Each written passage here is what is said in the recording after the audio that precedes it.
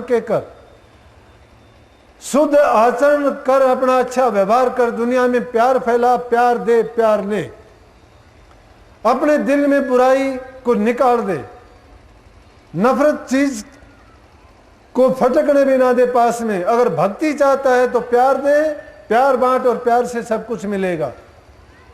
जो कुछ है बुराइयां वो अपने सतगुरु को दो। वो देना नहीं आता, तुम तो हमेशा लेने जाते हो। देना भी नहीं आता, चार पैसे दे के समझते हो मैं खरीद लूं। पैसे से नहीं खरीदा जाता। किस चीज से खरीदा जाएगा?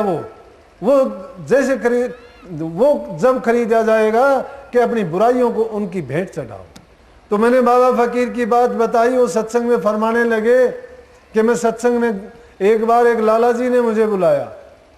लाला जी ने बुलाया तो जाके बीमार था और बीमारी भी उसकी ऐसी थी कि ठीक होनी मुश्किल थी। लेकिन संतों ने नाम की कमाई कर रखी है, उनकी जबान में ही ताकत होती है। और वचन को मान के देखा करो, उस पर विश्वास करके देखा करो, वही दवाई है। आशीर्वाद को आशीर्वाद नहीं मानते। आशीर्वाद को कहते हो कि मेरे सिर पर हाथ रख दे। सिर पर हाथ तो गुरु का नहीं होता तो पता नहीं कहां के कहां होते। सिर पर हाथ, यह हाथ रखने से तो थोड़ा बहुत जोर से लग जाएगा तो दर्द भी हो जाएगा। हाथ गंदा होगा तो सिर में कोई गंदगी लग जाएगी। सिर पर हाथ रखने का मतलब है कि गुरु मुझे अपनी मर्यादा में रखना, मैं मर्यादा को ना तोड़ूं। वो सिर पर हाथ रखवाना नहीं, वो हाथ तुम्हें थामे रखना है, छोड़ना नहीं। तो उनके घर गए लाला जी, उनको कहने लगे कि जी मैं बहुत दुखी हूं, बहुत बीमार हूं, मेरी बीमारी का इलाज करो, मैं आपका एहसान नहीं भूलूंगा। बाबा फकीर उसकी तरफ देखते रहे, देखते देखते कहने लगे तू बहुत पैसे वाला है। बोला जी परमात्मा का दिया बहुत है, कोई कमी नहीं। आप जैसे महापुरुषों के आशीर्वाद से सब कुछ है, लेकिन मुझे शांति नहीं है, आराम नहीं है, मैं बीमारी से बहुत तड़प रहा हूं, मेरा इलाज करो, मैं आपका एहसान नहीं भूलूंगा। तो इतनी बात कहनी थी। बाबा फकीर सोच के कहने लगे लाला जी आप ठीक हो जाओगे, लेकिन एक चीज मांगूंगा आपसे। उसने सोची फकीर है, तू पैसे वाला है, कभी पैसे ना मांग ले। और जब मांगने की बारी आई उसने कहा तो बोलना बंद। बोला मैंने फिर कहा कि लाला जी आपसे मैं कुछ मांगना चाहता हूं, दोगे? फिर चुप। तिबारा फिर बोला।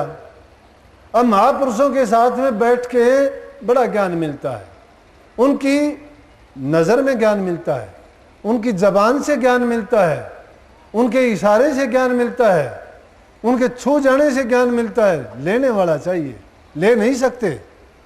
अरे जिसकी भावना अच्छी नहीं है वो लेगा क्या? बुरा आदमी अच्छाई में भी बुराई लेके जाता है, और बुरा आदमी भलाई नहीं ले सकता, और भला आदमी बुराई में भी कहेगा कि देखो कितनी अच्छी बात है, अच्छी लेके जाएगा। तो बोला मैं तिबारा बोला लाला जी मैं मांगूंगा आपसे कुछ। बोला देगा? बोला जी सोचूंगा अगर देने लायक होगी तो। बोला कि तेरे को सुख चाहिए, बीमारी का इलाज चाहिए, वो तो पहली बात में कह दिया।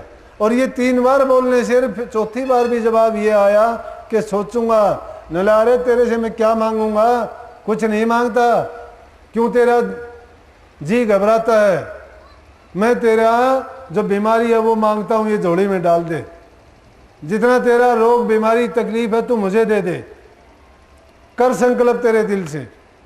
और वो उसके बाद बिल्कुल ठीक हो गया। तो कहने लगा संत ताराचंद ये दुनिया ऐसी है कि देने का जब वक्त आता है कहने में कुछ नहीं लगता कि जो कुछ है सो तेरा है, और तेरा तो उसको सौंपते कुछ नहीं मेरा लगता। बीमारी के लिए नहीं देते। अरे धन होता है तुम्हारे पास, धन के 3 साथी हैं, या तो डॉक्टर ले जाएगा, या सरकार छीन लेगी, या चोरी हो जाएगा, या अग्नि खा जाएगी उसको। अगर तुम्हारे जरूरत से ज्यादा है तो दान करो, पुण्य करो, नेक कर्म में लगाओ, भूखे गरीब की मदद करो, सहायता करो। ये धन भी बीमारी का घर है। नहीं तो सादे रहो, मस्त रहो। अभी आपने देखा एक महात्मा जी आए थे ना, बहुत अच्छे थे, मेरे से कहने लगे अमेरिका आओ, उन्होंने आपको बड़ी बड़ी अच्छी अच्छी चीजें और आनंद करवाऊंगा। मैं बोला बाबा जी आनंद छोड़ के तो यहाँ लगे थे, इससे बढ़ के आनंद कहाँ मिलेगा। चीजों में आनंद नहीं है, वस्तुओं में आनंद नहीं है, संसार के पदार्थों में आनंद नहीं, उनमें तो जहर भरा पड़ा है। दिखने में जो अच्छी दिखती हैं वो बाहर की लिपाप होती है, अंदर में जब बाहर का कवर खोल उतारोगे अंदर से जहर उगलता हुआ मिलेगा। इसीलिए अंदर को साफ करने के लिए कहा है, घट मंदिर अंदर तेरे खेल ले खेल खिलाड़ी। वो खिलाड़ी तेरे घट के मंदिर के अंदर खेल रहा है। घट मंदिर में बुराइयों को ना जाने दो, वो खुदा का घर है और खुदा के घर में गंदगी डालते हो तो हमसे बुरा कोई नहीं है। इसलिए उसमें प्यार प्रेम, और वो हृदय किस चीज से सजेगा? मालिक के नाम से। तो जब जितना भी तुम्हें समय मिलता है उस नाम का सुमरण करते चलो, जो भी बुराइयां हैं वो साफ होती चलेंगी। क्योंकि मन की बाहर की बुराइयां हैं, वो बाहर की गंदगी है, बाहर की मैल लगी हुई है, कपड़ों पे है, शरीर पे है, वो पानी से जल से साफ हो जाएगी। अंदर में जो गंदगी फैली हुई है उसका कोई जल ऐसा नहीं संसार में, कोई दवा दारू नहीं है। डॉक्टर लोग बैठे हैं यहाँ, अगर उनके पास ऐसी दवा दारू हो कि अंदर के मैल को साफ कर दे, बीमारी का इलाज कर सकते हैं, लेकिन मन के मैल को साफ नहीं कर सकते। मन का मैल तो एक ही दवा है, और वो नाम रूपी दवाई है। इसीलिए कहा दवाई पी ले नाम की, तेरा जन्म मरण कटे रोग। जो सबसे बड़ा रोग है उसकी दवाई इन डॉक्टरों वैद्यों और हकीमों के पास नहीं। सतगुरु वैद अगम के जी कोई बिरह नबज दिखावे। सतगुरु अगम के वैद हैं जो वो दवाई देते हैं, उससे तेरा जन्म मरण का रोग कटेगा, और इस बीमारी का कहीं इलाज नहीं है। लेकिन हम भरमते भरमते ऐसे भरम में पड़े हुए हैं कि उस सच्चाई को भूले हुए हैं। अब यही नहीं पता, कई लोग कहते हैं जी सुमरण कैसे करें, सुमरण नहीं होता। भाई अपनी कमी मुझे क्यों कहते हो? सुमरण आप खुद करोगे, मैं नहीं करूंगा।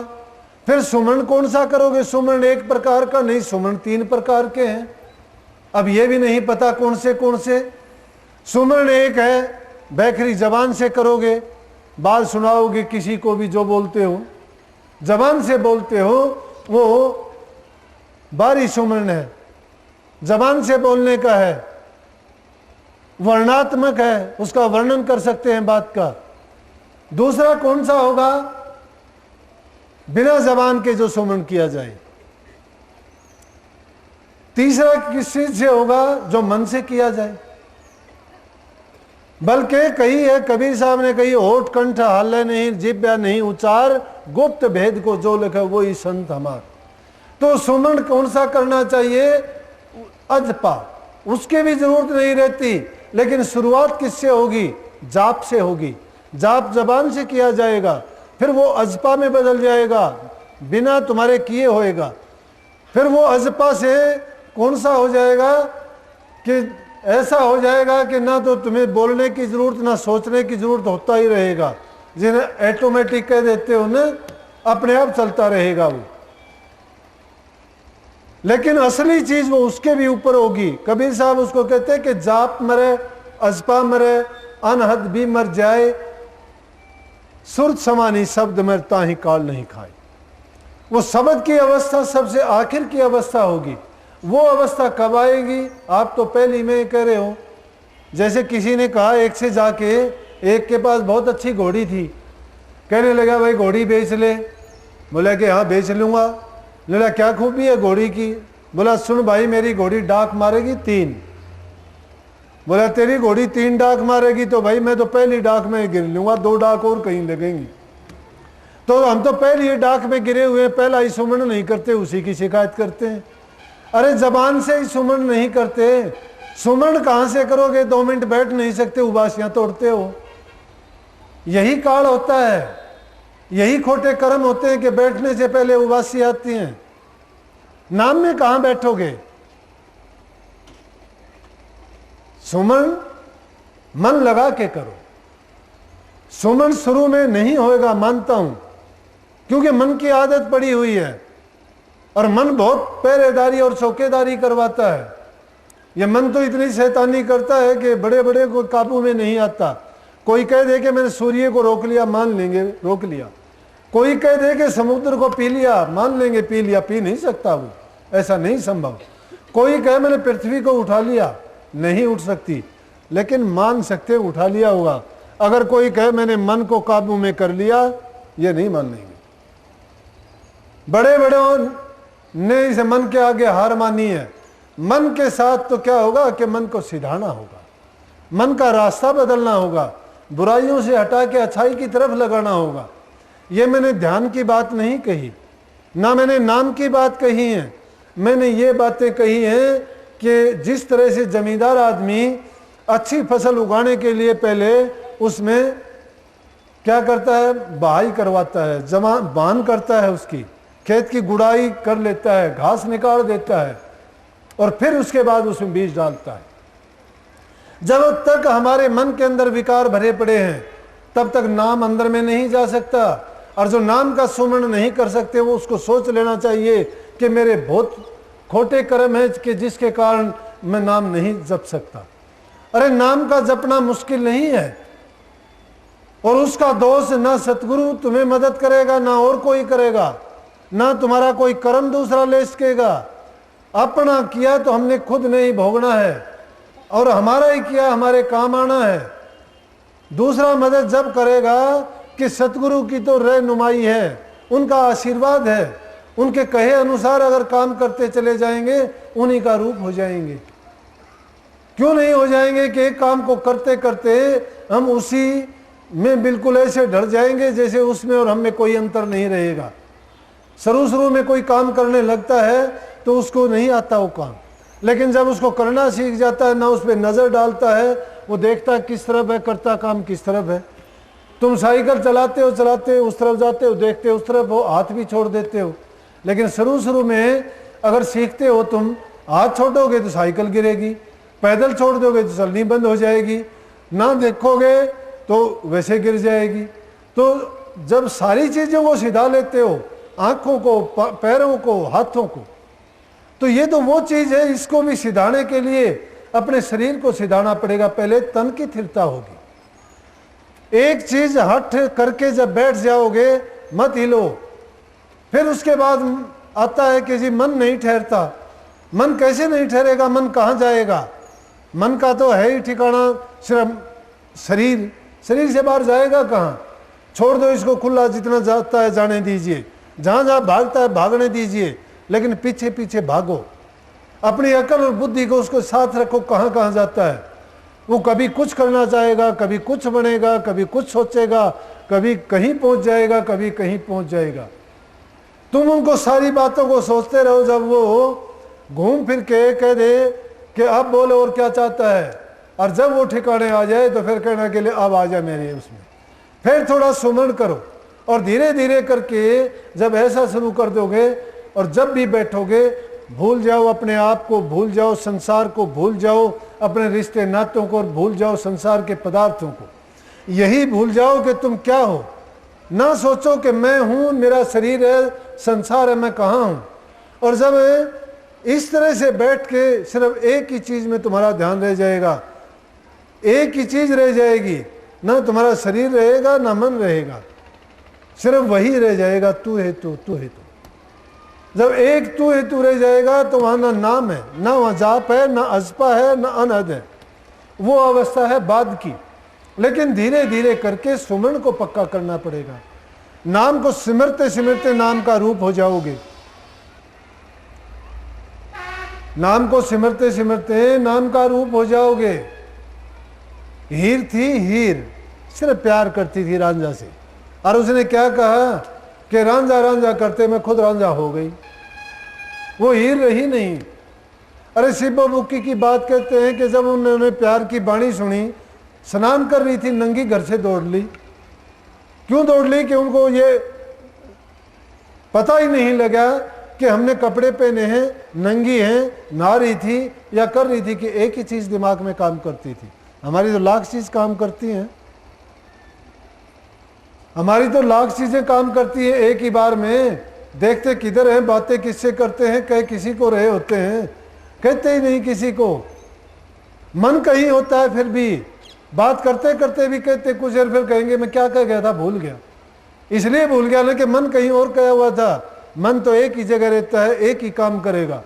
जब इन चीज़ों से ये हार थक जाए, इसको एक ठिकाने लगा के फिर नाम की तरफ मोड़ोगे और फिर धीरे धीरे लानत दिया करो इस मन को कि जो काम करता है ये तेरे काम की चीज़ें नहीं है। अरे ऐसे करते करते हम ऐसे स्वार्थी बन गए कि सिर्फ संसार को सच्चा मानने लग गए। सपने को कोई सच्चा मानता है क्या? लेकिन हमने सच्चा मान लिया। सपने में क्या अवस्था होती है? रात को सोते हैं, सपना आता है, कोई राजा बनता है, कोई बादशाह बनता है, कोई फकीर बनता है, किसी को कोई मारता है, कोई भागता है, किसी को कोई तकलीफ होती है, नींद खुल जाती है, दुख में दर्द में उठते हो ना, वो चीजें हैं और तुम अपने बिस्तर पर लेटे हुए हो। वही हालत इस मन की है। ये मन भागते भागते पता नहीं क्या क्या ताना बाना बुनता है, लेकिन जब इसकी वो टूटती है अवस्था, जब ये मुड़ के आता है शरीर में, फिर इसको पता लग जाता है कि तू है कहाँ और कर क्या रहा था। वो कल्पना है। ये संसार उसकी भांति एक कल्पना मात्र है, सच्चाई नहीं है। तो अंदर में जो बात देखोगे, जो हाँ दिव्य ज्योति है, और वो दिव्य ज्योति मिलने के बाद तुम्हें वो ज्ञान मिलेगा कि जिससे तुम्हें सच और झूठ का भेद पता लगेगा कि सच्चाई क्या है। फिर तुम्हें पता लगेगा कि संसार सपना है और सत्य जो वस्तु है वही है। इसलिए अपने आप को जगाओ, अपने आप को जगाओ, बुराइयों से बचो, नेक कर्म करो, बूढ़े बुजुर्ग की इज्जत कदर करो। जिस घर में बूढ़े बुजुर्ग की इज्जत कदर नहीं है, बच्चों में अच्छे संस्कार नहीं हो सकते। आज बच्चों को दोष देते हैं, समाज को दोष देते हैं, सुधार के लिए कोशिश करते हैं, फिर क्या सुधर सकता है? एक जब आदत डाल दी हमने, एक परिपाटी डाल दी, बिगाड़ दिया पहले, और फिर बिगड़े हुए को सुधारना चाहते हैं, तो वो असली अवस्था में नहीं आएगा, बल्कि उसमें कोई ना कोई जोड़ पड़ेगा। इसलिए किसी चीज़ को बिगड़ने से पहले, टूटने से पहले, खराब होने से पहले ही बचा लिया जाए। नहीं तो कबीर साहब ने कहा घबराने की कोई बात नहीं, कि कबीरा तेरी बाड़ी लीचू